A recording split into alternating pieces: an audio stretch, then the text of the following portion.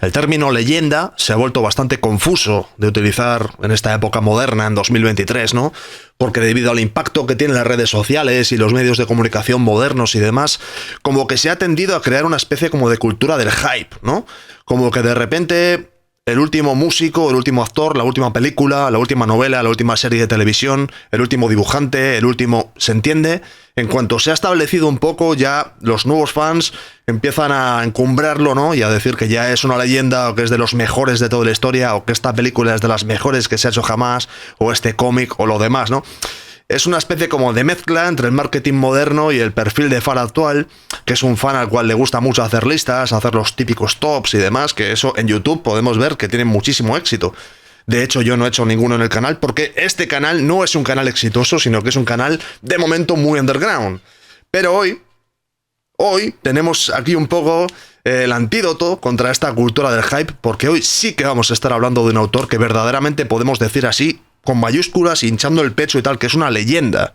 Leyenda absoluta y total, que si tuviésemos que decir una lista de los 5 mejores o más influyentes artistas de cómic de la historia, este que vamos a estar viendo hoy está en la lista, sin hypes, sin mercadotecnia, sin nada, una carrera larguísima que ha pasado por muchas de las etapas más importantes del medio, en una época en la cual no estaba tan comercializado, no había toda la influencia del cine, el merchandising, los videojuegos. Era una época en la cual el cómic era un medio puro y muy joven. Y va a ser una gozada hacer el vídeo de hoy con vosotros, que vamos a estar hojeando esta obra, que ya veréis que tiene mucha potencia.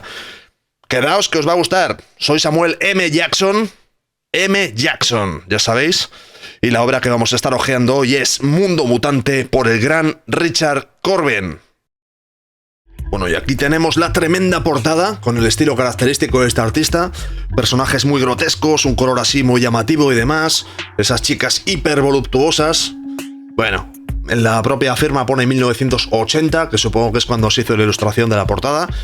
Está publicado dentro de la colección Obras Completas de Richard Corbin, que es una colección descatalogada, pero ECC Comics ha reeditado recientemente en un tomo esta obra y su secuela, Mundo Mutante y los hijos del Mundo Mutante, en un tomo de tapa dura bastante guapo. Así que, oye, si os gusta en este vídeo el elogio que vamos a hacer de esta obra, pues que sepáis que esta es comprable. Originalmente publicado por el editor Toutain, que no sé si os suena, pero es alguien de quien hablaremos porque es importantísimo en la historia del cómic, tanto español como internacional. Bueno, Richard Corbin. ¿Qué decir de Richard Corbin? Hay tanto que decir que es que voy a tener que abreviar mucho antes de ponernos a ojear la obra, ¿no? Como contexto, para entenderlo, lo voy a decir de una manera tan rápida que es casi un insulto al artista. Este es un artista que empieza a finales de los 60 y prácticamente toda la época underground, hippie y demás la vive publicando en revistas independientes y creando su estilo al mismo tiempo que trabaja en la industria de la animación. Ahí es donde desarrolla esta gráfica que estamos viendo ahora mismo, con estos colores tan impactantes que en su momento reventaron a todo el mundo. O sea, la gente se quedó loquísima viendo esta dibujante y directamente desde el underground consiguió saltar a las por aquel entonces populares revistas de cómics, ¿no? Que estaban teniendo una explosión particularmente potente en Estados Unidos y en Europa. En la primera fase en Estados Unidos se llevaba mucho la época del terror, era la época de Creepy, de Eerie, ese tipo de revistas, que aquí en España también vendían bien, y entonces se estuvo dedicando a este tipo de materiales durante un tiempo, hasta que, en un momento dado en Europa, hay una especie como de gran revolución con la ciencia ficción, con dibujantes como Moebius y gente así, a través de la revista Metal Harlan, y Corbin da el salto y empieza a publicar también en Europa con gran éxito, convirtiéndose en una estrella espectacular hasta el punto de que podríamos decir que llegó a ser más popular casi en Europa que en Estados Unidos, cosa que es increíble, ¿no? Una cosa, ya os digo, tremendo. Todo esto que os estoy diciendo, muy resumido, son prácticamente los 60 y 70 de Richard Corbin, hasta que llegan los años 80, que estaría este cómic entre las grandes obras que publica en esta década, que posiblemente sea la más potente, en la cual pues hace Den, bueno, Den la había venido haciendo en los 70, pero digamos que la redondea, hace este que estamos viendo, hace The Odyssey, hace Bloodstar, me parece que se llamaba también, hace mucha obra de mucha calidad, además siendo representado por Toutain, por Josep Toutain, como editor, cosa que es muy gracioso, y como representante, y publicando aquí en España. Es una época muy divertida de los cómics, y es que ganando todos los premios habidos y por haber, vendiendo un montón, haciendo las portadas más espectaculares y destacando por encima de todos, ¿no? Un autor, ya os digo, absolutamente impresionante, absolutamente imprescindible para entender la historia de este género, sobre todo porque es un autor que vivió la época de los cómics underground, de los fanzines, vivió la época de las revistas de terror y de ciencia ficción, vivió la época de los cómics independientes, la época en la cual cómics como las Tortugas Ninja, por ejemplo, estaban vendiendo un montón, aparecían nuevos sellos del cómic y demás. Esto fue protagonizado en gran parte por Corben, también con su sello. La época de la crisis del cómic de los 90 también la vivió Richard Corben, y finalmente en sus últimos años acabó dibujando para sellos como DC, Marvel o Dark Horse, ¿no? Prácticamente hasta morir.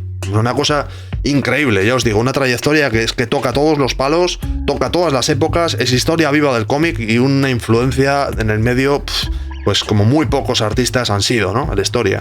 Concretamente esta obra, ya que he dado un poco de contexto, esta obra que estamos leyendo, Mundo Mutante, es una obra, como no puede ser de otra manera, que originalmente se publicó serialmente y estaba pues basada en una especie de idea que, ya sabéis, los años 80 tenían mucho esta paranoia post-hippie de la guerra nuclear, ¿no? Y de que el mundo se iba a destruir, y ahí nacieron pues fantasías, ¿no? Post-apocalípticas como Mad Max, por ejemplo. Es como una temática que en las revistas de ciencia ficción pegaba muy duro, y Richard Corben pues hizo su particular versión.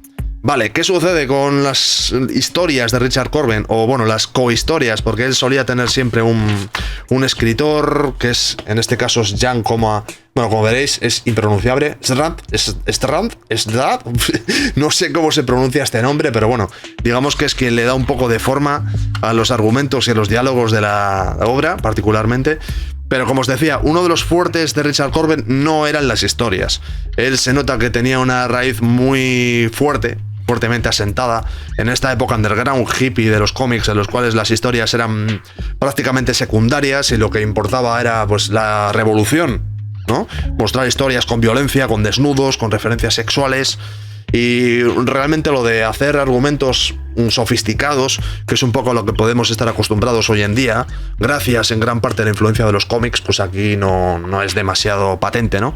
Entonces lo que nos encontramos es una historia muy inocentona, con un guión muy lineal para entendernos. No hay historias secundarias funcionando, no hay subtramas, no hay cliffhangers, no hay los clásicos recursos a los cuales estamos acostumbrados hoy en día, sino que lo que nos encontramos es básicamente la historia de un mutante llamado Dimento, que está aquí, que podríamos decir que se encuentra con una especie como de historia prácticamente de dibujos animados, prácticamente de cartoon, en una especie de futuro posapocalíptico. Sería una especie de versión light del mundo de los videojuegos Fallout, por ejemplo. Va un poco por ahí. Existe una élite de humanos que se han refugiado en refugios subterráneos y luego se han quedado en la superficie, pues una especie como de raza de mutantes, ¿no? Que están peleando por la supervivencia, no saben lo que van a comer, no saben nada, no hay valores cívicos, ni nada así, ni hay políticos, no hay nada más pues que la ley de la supervivencia. Y a partir de ahí, mucho sentido del humor. O sea, prácticamente nos encontramos, como os decía antes, un argumento que es como muy similar a un cartoon. O sea, prácticamente las trampas que se van haciendo los mutantes entre sí, los comportamientos que tienen, que son como muy de personaje de dibujos animados. Un argumento, como os decía, muy inocente. No voy a decir simplista, que también lo es un poco, pero es bastante inocente. Sin embargo, esto queda un tanto, ¿cómo decirlo?, extraño, porque si algo tiene el dibujo de Richard Corben es una suerte como de realismo, entre comillas, como de fisicidad, sería un poco el término, ¿no? O sea, los dibujos, si os fijáis, especialmente por el poder que le da ese color increíble que tenía en la época Richard Corben, ¿no? Es esta dosis que tiene como de que los dibujos son muy creíbles, parecen fotogramas casi de una animación en 3D, o parecen fotogramas de, no sé, de un corto de animación hecho con figuras o algo así. Entonces, claro, encontrarte una historia tan inocente, tan simple, por así decirlo, con unos dibujos tan tridimensionales, sí es cierto que crea una sensación bastante extraña, ¿no? Por lo demás, la típica imaginería de Richard Corben, pues futuros con monstruos, dibujos con colores increíbles, que ya sé que me repito mucho, pero en serio, con Corben nunca está de más decirlo, porque este es un artista histórico. Y luego, pues eso, la lucha por la supervivencia, personajes muy locos, muy de cómic independiente, que esto es algo que, bueno, Corben, como pertenecía a este mundo, pues es lo que hace. Aquí, por ejemplo, nos encontramos a esta especie como de monje psicópata que va recorriendo el mundo. Esto es muy de, también Fallout, ¿no? Lo que decíamos, muy de mundo futurista y destruido. Y el tipo, pues bueno, básicamente va evangelizando mediante la violencia. Como veréis, de hecho, aquí tiene una metralleta que salta por aquí. y van recorriendo los páramos, van recorriendo los restos de esta civilización antaño abundante. No se me ocurre qué más decir, chavales. En todo caso, pues es lo que os decía, es Richard Corben mostrándonos un mundo, ¿no?, de conceptos en el cual pues está en su mejor momento gráfico seguramente. Espero que se esté apreciando bien en el vídeo. Es cierto que es que estas imágenes tienen, como os decía antes, una vida increíble. A día de hoy sigue siendo un misterio para muchísima gente cómo hacía Richard Corben estos dibujos. No tanto los dibujos como el color, ahora que lo pienso, las texturas, los volúmenes. Pensad que esto es muy anterior a la época informática. Aquí ni Photoshop, ni tablets, ni nada. Esto está hecho a base de técnicas analógicas. Seguramente contaban que él trabajaba directamente sobre los fotolitos, trabajaba directamente sobre las diferentes capas de color que componían la imagen final. Muy loco, un trabajo de chinos. Y así conseguía componer estas texturas y estas, no sé cómo decirlo, estas mezclas de color que resultaban tan novedosas en la época, ¿no?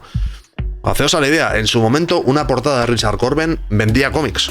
Una portada de Richard Corben hacía que una revista de cómics se vendiese, y se vendiese mucho, especialmente en Estados Unidos y en Europa prácticamente igual, porque hubo un tiempo que se estaban vendiendo en paralelo la Metal Hurlant y la Heavy Metal Magazine, que eran dos revistas hermanas o primas hermanas, y Corben, cada vez que ponía una portada en una revista, esa revista vendía, daba igual que hubiese un Corben dentro o que no lo hubiese.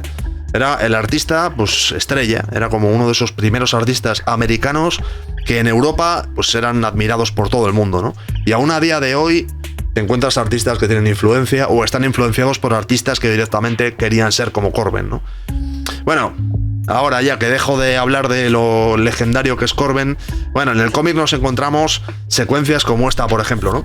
Que es la clásica secuencia de dibujos animados de un personaje tipo así muy cartoon que se encuentra condimento y le engaña básicamente para que le dé su comida, diciéndole pues lo típico de si me das tu manzana te digo dónde hay 15 manzanas. Y le dice, pues mira, en el barrio de al lado, si caminas 15 minutos vas a encontrar las 15 manzanas, dame tu manzana. Y claro, evidentemente, pues Dimento acepta pensando que es el más astuto del momento, y cuando va para allá pues se encuentra que no hay comida, no hay manzanas, no hay absolutamente nada.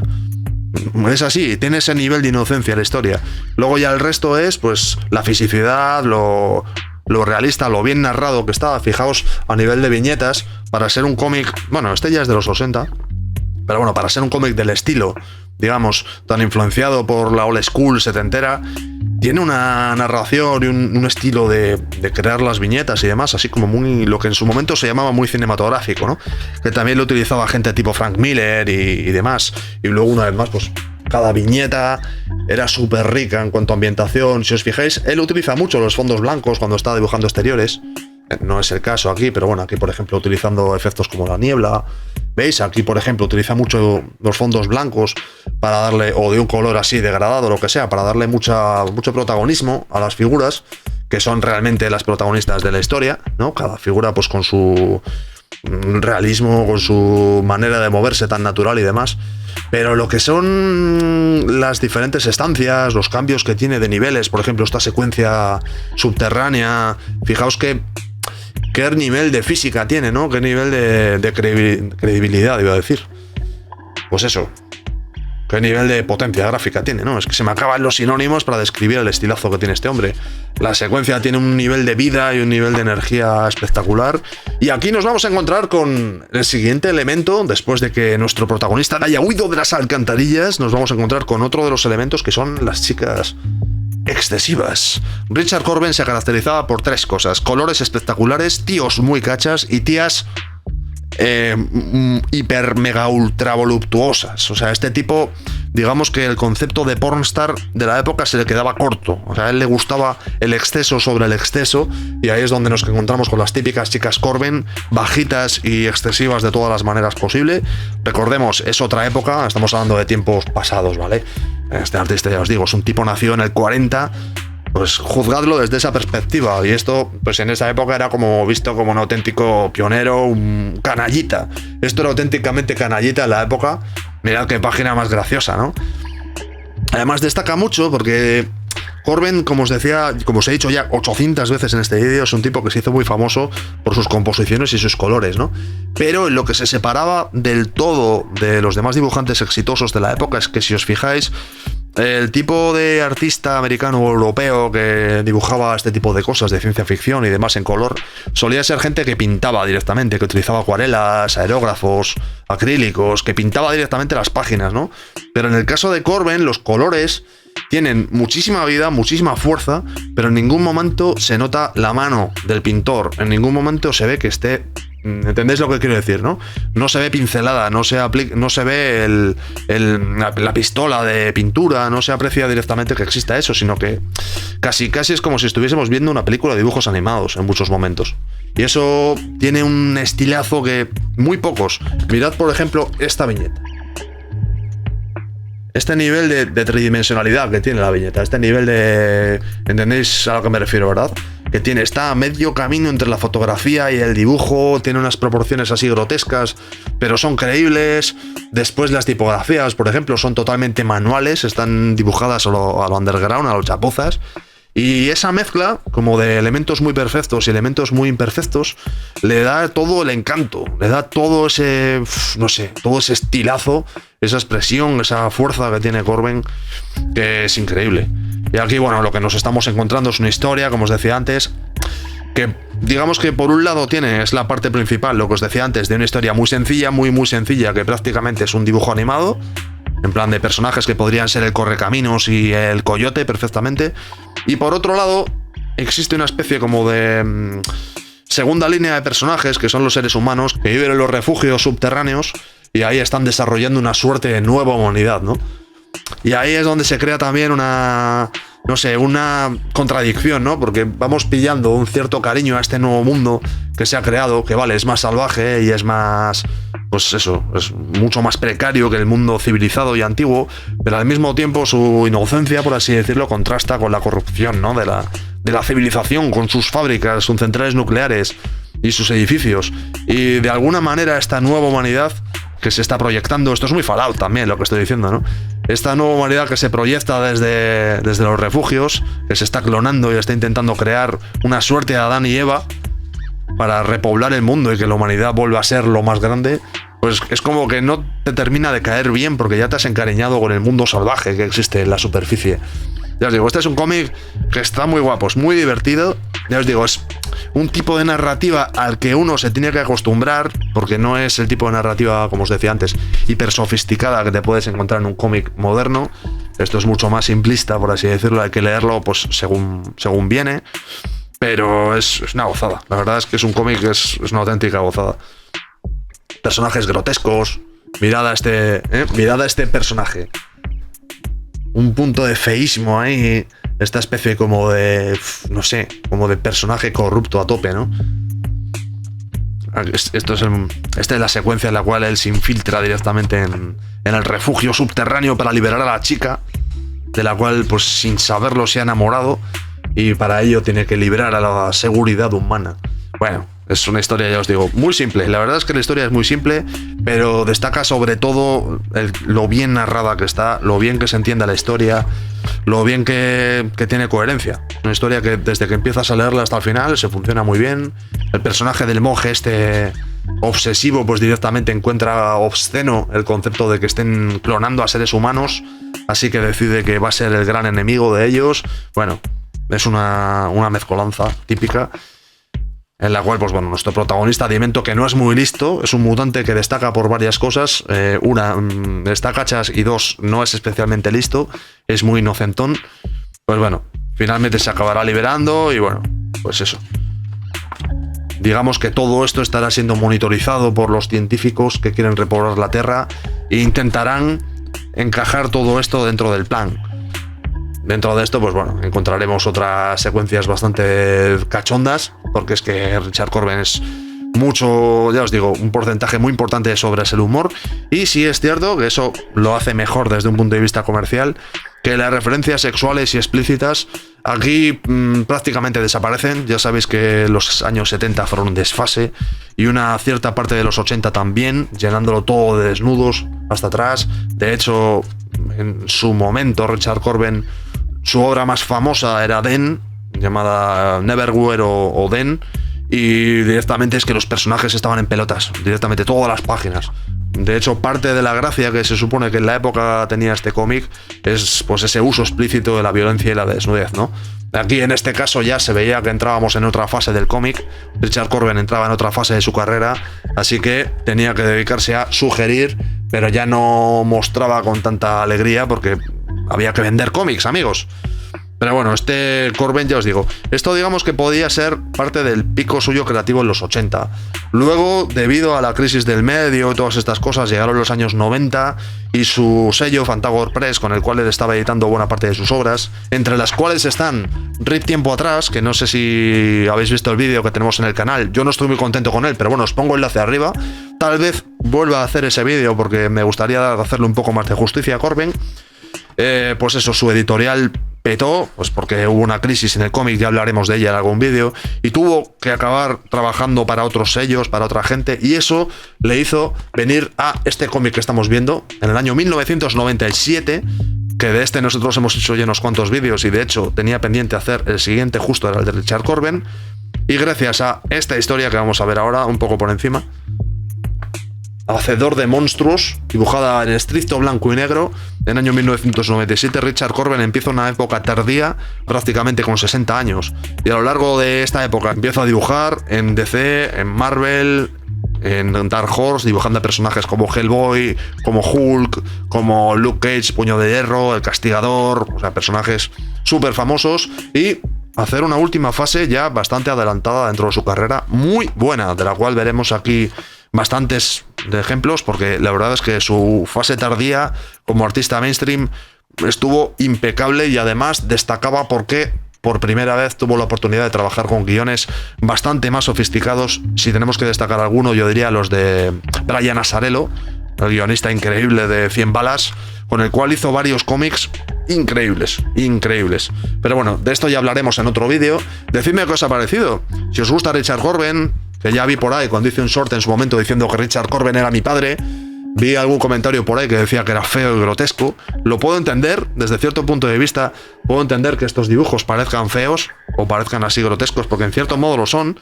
Pero bueno, yo qué sé, es un estilo distinto que se aleja mucho, ¿no?, del estilo superhéroes y estas cosas.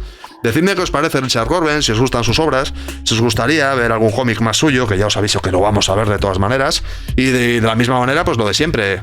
¿Qué cómics se os ocurre que podríamos dejar en un futuro? Si os ha gustado, si no os ha gustado, cualquier cosa, ponedmela en comentarios, seguimos hablando cosas y volvemos en un futuro con más cómics underground, espectaculares, mutantes, distópicos, etcétera. Amigos, espero que os haya gustado, nos vemos pronto, un abrazo.